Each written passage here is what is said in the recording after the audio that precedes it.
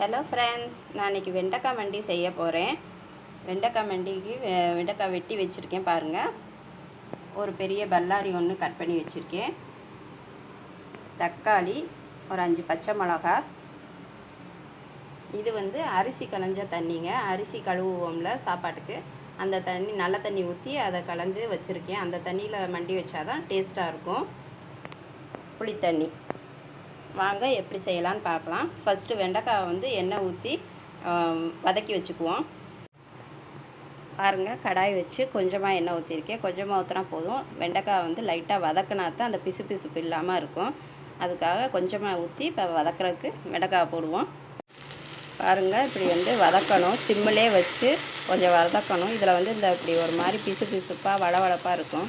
இப்படி எண்ணெயில் போட்டு வதக்கினா தான் அந்த வளவளப்பு போகும். என்றைக்குமே வெண்டைக்காயில் எந்த ஒரு ரெசிபி செஞ்சாலும் இப்படி வதக்கிட்டு செய்யணும். அப்போ தான் நல்லாயிருக்கும். பாருங்கள், வெண்டைக்காய் நல்லா வதங்கிடுச்சு. இப்போ ஸ்டவ் ஆஃப் பண்ணிவிட்டு இதை தனியாக எடுத்து வச்சுக்குவோம்.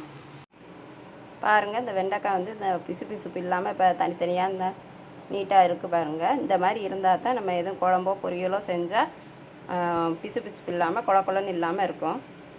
பாருங்கள், கடாய் வச்சு கொஞ்சம் ஆயில் ஊற்றியிருக்கேன். எப்போவுமே அந்த வெண்டைக்காய் வதக்கின கடாயிலே போட்டு எதுவும் செய்யக்கூடாது. அதை வாஷ் பண்ணிடணும், இல்லைன்னா வேறு கடாய் எடுத்துக்கணும். இப்போ பாருங்கள், எண்ணெய் சூடானதும் கொஞ்சம் வெந்தயம் போட்டுக்கிறேன். வெந்தயம் கருகாமல் எடுக்கணும். வெந்தயம் கருகுனா கொஞ்சம் டேஸ்ட்டு மாறும். பாருங்கள், வெந்தயம் பொரிஞ்சிருச்சு. இப்போ லைட்டாக சீரகம் கொஞ்சம் போட்டுக்கிறேன். அதோட வெங்காயம் போட்டுக்கிறேன்.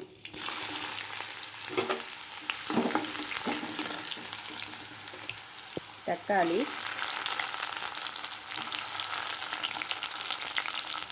பச்சை மிளகாய், கருவேப்பிலை எல்லாம் சேர்த்து எல்லாத்தையும் வதக்கிக்கிடுவோம். பாருங்கள், தக்காளி வெங்காயம் எல்லாம் நல்லா வெந்து மசிஞ்சிருச்சு.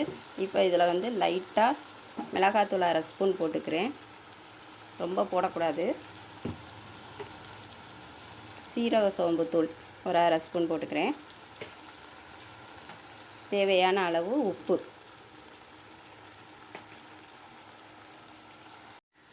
இப்போ இதில் நம்ம வதக்கி வச்சுருக்க வெண்டைக்காவை இதில் போட்டுக்கிறேன்.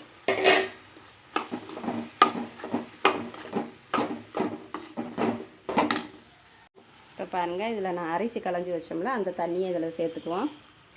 தேவையான அளவு சேர்த்துக்குங்க, அதிகமாக வேண்டாம். அது கூட புளித்தண்ணி கரைச்சி வச்சுருக்கேன். அதையும் கொஞ்சம் தேவையான அளவு மட்டும் ஊற்றிங்க. ரொம்ப புளிச்சாலும் நல்லா இருக்காது.